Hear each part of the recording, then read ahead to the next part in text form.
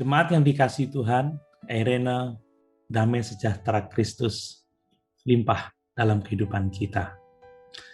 Renungan firman Tuhan saat ini masih dalam tema waspadalah terhadap guru-guru palsu, bagian yang keempat. Kita telah belajar bersama bahwa kehadiran guru-guru palsu akan selalu menjadi ancaman bagi gereja Tuhan. Jadi ini sangat berbahaya.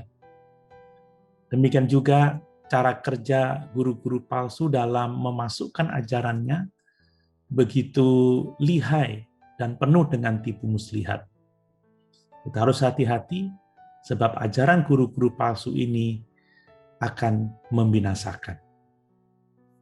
Pada kesempatan ini kita akan belajar alasan yang berikutnya mengapa kita harus waspada terhadap guru-guru palsu, yaitu sebab pengaruh guru-guru palsu itu sangat kuat karena memikat hati banyak orang. Saya membacakan lagi dalam 2 Petrus 2 ayat 1-3, demikian firman Tuhan. Sebagaimana nabi-nabi palsu dahulu tampil di tengah-tengah umat Allah, demikian pula di antara kamu akan ada guru-guru palsu. Mereka akan memasukkan pengajaran-pengajaran sesat yang membinasakan. Bahkan mereka akan menyangkal penguasa yang telah menebus mereka, dan dengan jalan demikian segera mendatangkan kebinasaan atas diri mereka. Banyak orang akan mengikuti cara hidup mereka yang dikuasai hawa nafsu, dan karena mereka jalan kebenaran akan dihujat. Dan karena serakahnya guru-guru palsu itu akan berusaha mencari untung dari kamu dengan cerita-cerita isapan jempol mereka. Tetapi untuk perbuatan mereka itu hukuman telah lama tersedia dan kebinasaan tidak akan tertunda. Jemaat yang dikasihi Tuhan, Rasul Petrus menyatakan bahwa banyak orang akan mengikuti cara hidup guru-guru palsu yang dikuasai oleh hawa nafsu itu. Guru-guru palsu memiliki banyak penggemar, memiliki banyak pengikut. Dapat dikatakan mereka berhasil, mereka sukses.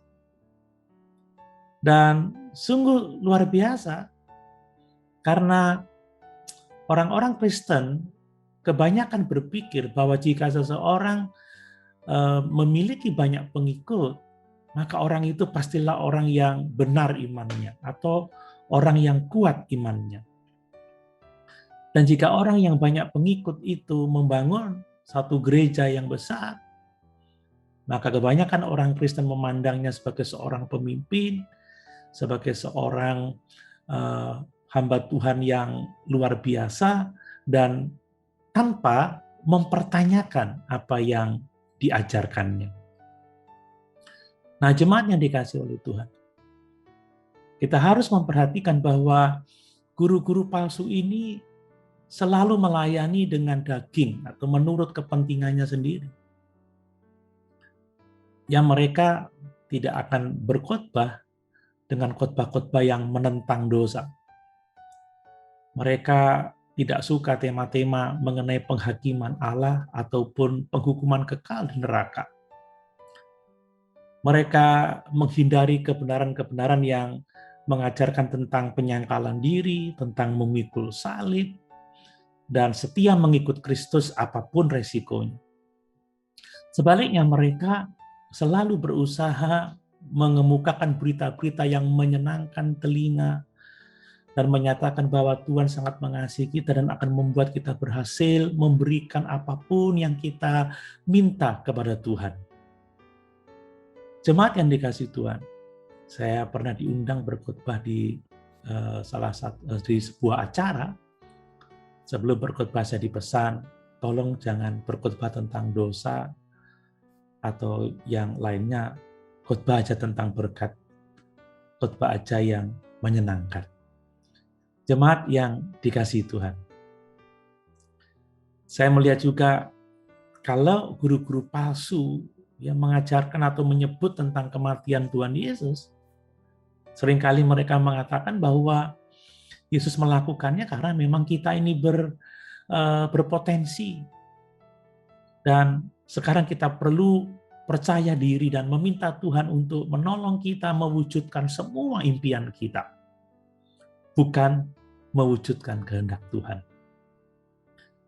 Dan sungguh sangat menyedihkan karena banyak orang berbondong-bondong mengikuti ajaran palsu yang semacam itu. Karena memang ajaran itu memuaskan harga diri kebanyakan orang. Memuaskan ego kebanyakan orang. Jemaat yang dikasihi Tuhan, waspadalah terhadap guru-guru palsu. Sekali lagi karena mereka akan menjadi ancaman bagi kita. Cara kerja mereka halus, menipu, ajaran mereka berbahaya karena mendatangkan kebinasaan. Dan jangan lupa, pengaruh mereka sangat kuat, sangat besar karena memikat hati banyak orang dengan memuaskan keinginan daging. Tetap waspada dengan berdoa dan belajar terus kebenaran firman Allah. Puji Tuhan, Tuhan Yesus memberkati.